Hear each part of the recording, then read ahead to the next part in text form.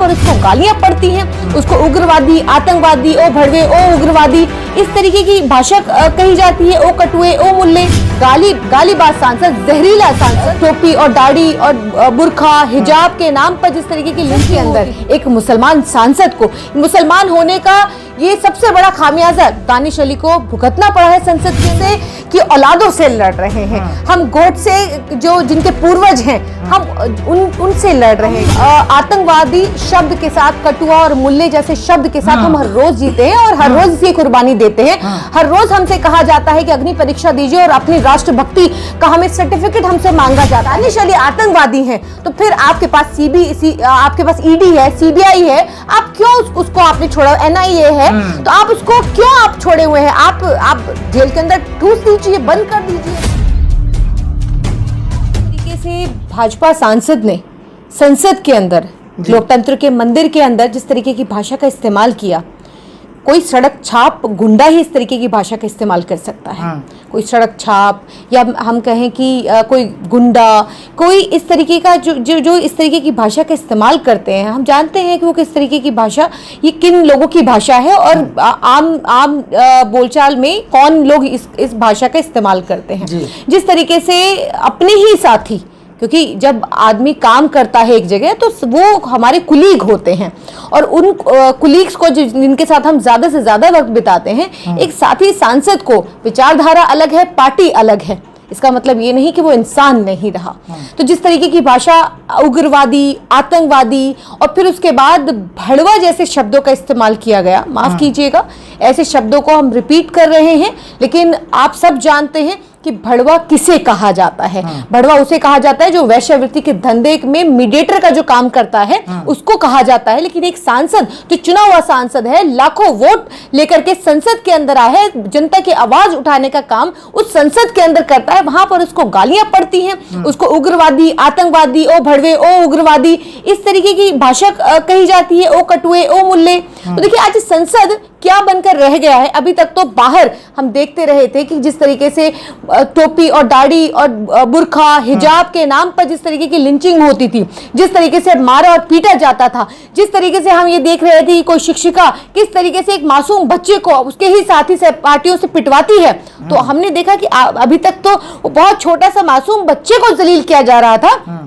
आज संसद के अंदर एक मुसलमान सांसद को मुसलमान होने का ये सबसे बड़ा खामियाजा दानिश अली को भुगतना पड़ा है संसद के अंदर। जिस तरीके से उनको इन शब्दों से नवाजा गया है और हम उम्मीद कर रहे थे कि इसके बाद रमेश बिधूड़ी जैसे लोगों को के खिलाफ कोई कार्यवाही होगी, किसी तरीके से प्रधानमंत्री जी इसकी निंदा करेंगे। आपको याद होगा प्रज्ञा सिंह ठाकुर ने जब गोडसे को राष्ट्रभक्त बताया था, राष्ट्रवादी बताया था और गांधी जी के लिए जिस तरीके के शब्दों का इस्तेमाल किया था, तो निंदा की थी।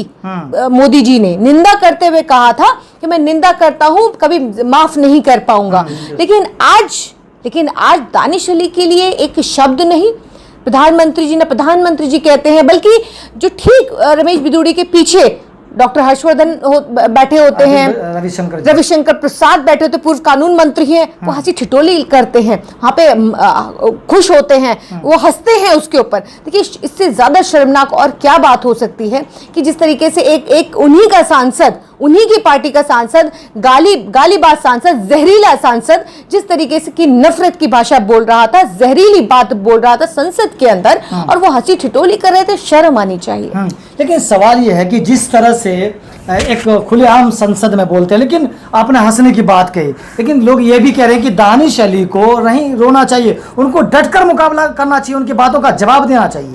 बिल्कुल, देखिए जिस तरीके से उनको जलील किया गया, देखिए कई बार ऐसा होता है कि कई बार आदमी हिम्मत जल्दी हार जाता है, लेकिन हम सबको मालूम है ये लड़ाई लंबी है और हम किससे लड़ रहे हैं वो हम जानते हैं। हम गोडसे की औलादों से लड़ रहे हैं, हम गोडसे जो जिनके पूर्वज हैं हम उनसे लड़ रहे हैं, तो ये लड़ाई लंबी है, सब हम जानते हैं कि आज ये इतना आसान नहीं है इनसे लड़ना। आज जिन्होंने 2014 के बाद से जिस तरीके की नफरत परोसने का काम किया है, अभी आपने देखा कि किस तरीके से कर्नाटक के अंदर एक लड़की मुस्कान का जिस तरीके से हिजाब खींचा गया, किस तरीके से कहीं राह चलते कोई काम से आ रहा है, कोई कहीं से लौट रहा है, उसको किस तरीके से मारा पीटा जाता है। बुलंदशहर का मामला आपको मालूम है, नूह आप जानते हैं कि नूह के अंदर किस तरीके की हिंसा हुई, सिर्फ किसके नाम पर बड़ी बड़ी महापंचायतें हो रही हैं, किसके नाम पर, सिर्फ मुसलमानों के बायकॉट के नाम पर। मुसलमान लगातार पलायन करने को मजबूर हैं, लेकिन प्रधानमंत्री जी जो कहते हैं देश के अंदर सब चंगा सी, देखिए वो एक शब्द बोलने को तैयार नहीं है। तो इससे ज्यादा और क्या बात होगी कि आज एक उन्हीं का एक सांसद संसद के अंदर जिस तरीके की जहरीले बयान करता है और उसके बाद उसकी पदोन्नति होती है। प्रवेश वर्मा, फिर उसके बाद अनुराग ठाकुर, इनकी पदोन्नति कैसे हुई है, कपिल मिश्रा जैसे लोग किस तरीके से इनकी पदोन्नति होती है हम सब जानते हैं। गोली मारो सालों को, देश के गद्दारों को जैसी भाषा कौन बोलता है। उसके बाद लगातार इस तरीके की भाषाएं बोलते रहे। एक तरफ प्रधानमंत्री देश की प्राचीर से महिला सम्मान की बात करते हैं, वहीं दूसरी तरफ एक समुदाय के लोगों को किस तरीके से टारगेट किया जाता है और फिर उसके बाद किस तरीके से बिल्किस बानो के 11 रुपयों को छोड़ा जाता है, फूलमाला पहनाई जाती है। सिर्फ आपका मुसलमान होना काफी है आपको सताने के लिए, आपको परेशान करने के लिए। आप अगर भाजपा के किसी भी दल से हैं और आप कुछ भी कर लें, जिस तरीके से भी रमेश बिधूड़ी की पदोन्नति हुई, किस तरीके से टोंक्स को की बड़ी जिम्मेदारी दी है रमेश बिधूड़ी को, और क्योंकि जहरीला बयान दिया है संसद के अंदर, तो इसलिए वहां पर वोट काटने के लिए किसको भेजा जा रहा है, रमेश बिधूड़ी को भेजा जा रहा है। तो आप समझिए कि किस तरीके की पदोन्नति देश के अंदर होती है, इस भाजपा के अंदर किस तरीके की पदोन्नति होती है, ये देखिए। लेकिन दानिश अली की भावुक होने की बात पर मैंने इसलिए सवाल किया कि इन बातों पर जब भावुक हो गए, लेकिन जब राहुल गांधी सदन में होते हैं उनको क्या नहीं कहा गया, उन्होंने डटकर मुकाबला किया, भारत जोड़ो यात्रा, नफरत मिटाने की बात की, मोहब्बत की बात की। तो राहुल गांधी और असदुद्दीन ओवैसी जैसे लोग जब डटकर मुकाबला कर सकते तो इनको भी करना चाहिए था। बिल्कुल, ये सवाल उठा बिल्कुल। देखिए मैंने पहले भी कहा और अब भी कह रही हूं कि हम आतंकवादी शब्द के साथ, कटुआ और मुल्ले जैसे शब्द के साथ हम हर रोज जीते हैं और हर रोज इसकी कुर्बानी देते हैं। हर रोज हमसे कहा जाता है कि अग्नि परीक्षा दीजिए और अपनी राष्ट्रभक्ति का हमें सर्टिफिकेट हमसे मांगा जाता है। तो देखिए ये तो इन शब्दों के साथ हम हर रोज जीते हैं और गर्व होता है कि हम इस देश के अंदर वो मुसलमान हैं जिन्होंने आजादी के वक्त में जिस तरीके से हमारे लोगों ने जिस तरीके की कुर्बानियां दी हैं, देश छोड़कर नहीं भागे, जिनको जाना था वो चले गए, बाय चॉइस हम यहाँ पर रहे। लेकिन आज जिस तरीके से हमारे साथ जो सुलूक होता है, और खास करके भारतीय जनता पार्टी जिस तरीके से मुसलमानों की राष्ट्रभक्ति, और हर भारतीय जनता पार्टी का हर दल का नेता और भारतीय जनता पार्टी का हर आदमी राष्ट्रभक्त है, लेकिन एक समुदाय का हर व्यक्ति जिस तरीके से गालियां पड़ रही है लगातार।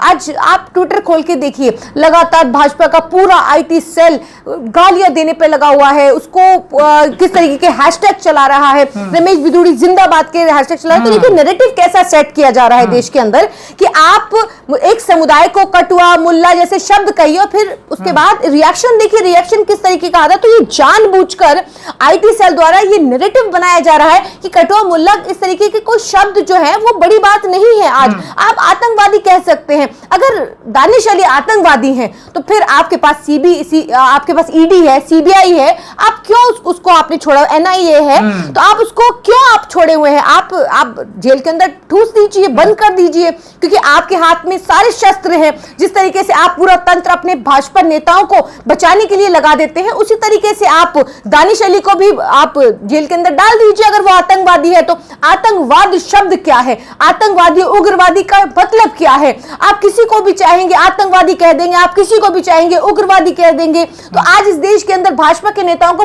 पूरी खुली छूट है कि आज वो जिस मर्जी को चाहे कुछ भी कह सकते हैं। अगर हम इसी का वाइस वर्सा कर दें, अगर हम ये कहें कि अगर ये रमेश बिधूड़ी की बजाय अगर यहाँ दानिश अली होते और गालियां सुनने वाला व्यक्ति रमेश बिधूड़ी होता, तो फिर बताइए कि फिर किस तरीके की कार्रवाई होती, किस तरीके का मातम देश की मीडिया, जो बड़ी बड़ी मेन स्ट्रीम मीडिया है, वो किस तरीके से मातम कर रही होती। लेकिन आज सबके मुंह पे दही जम गई है और सही किया विपक्षी दलों ने, जिस तरीके से 14 लोगों की लिस्ट आई है, बायकॉट किया गया, बिल्कुल ठीक किया गया, क्योंकि आज तो ये उसको भी सही ठहराने पे तुले हुए हैं। ये कह रहे हैं कि ठीक है रमेश बिदूड़ी ने ऐसा भी क्या कह दिया, ऐसे निंदा करने की बजाय आज हम वहां पहुंच गए हैं। ये देश किधर जा रहा है, कहां पहुंच रहा है, आप ये देखिए कि किस तरीके से आज इस तरीके के स्टेटमेंट्स, इस तरीके के संसद के अंदर जिसका एक एक सेकंड, एक एक मिनट रिकॉर्ड होता है, जो इस तरीके के स्टेटमेंट को भी सही ठहराया जाता है,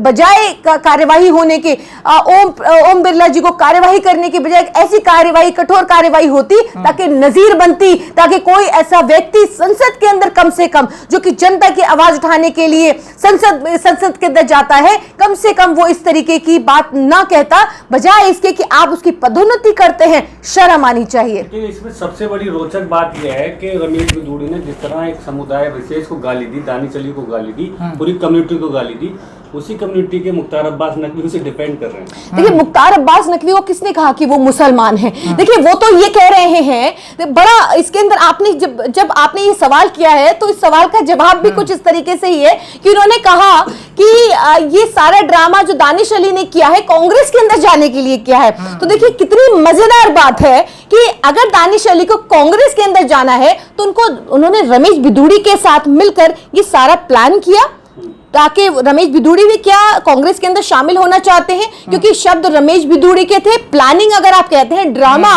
अगर दानिश अली का था तो क्या प्लानिंग रमेश बिदूड़ी के साथ मिलकर, क्या दोनों ने मिलकर की? क्योंकि दानिश अली ने तो ऐसा कुछ नहीं कहा, रमेश बिदूड़ी ने कहा। अगर ये जबान दानिश अली की थी तो ये रमेश बिदूड़ी कैसे कह रहे थे? क्या रमेश बिदूड़ी भी कांग्रेस में शामिल होना चाहते हैं? क्योंकि अकेले दानिश अली शामिल हो ऐसा हो नहीं सकता, तो वो दानिश अली के बोल तो बिगड़े नहीं थे, लेकिन उधर दूसरी तरफ रमेश बिदूड़ी ने जिस तरीके के बोल बोले तो ऐसा लगता है, साफ लगता है, क्योंकि मुख्तार अब्बास नकवी ने जिस तरीके का ट्वीट किया और ये कहा कि सारे ड्रामा तो रमेश बिदूड़ी का था, गालियां तो रमेश बिदूड़ी ने दी है, आप ही के नेता ने दी है, तो आपका नेता के कांग्रेस में शामिल होना चाहता है? मुख्तार अब्बास नकवी से पहला सवाल है।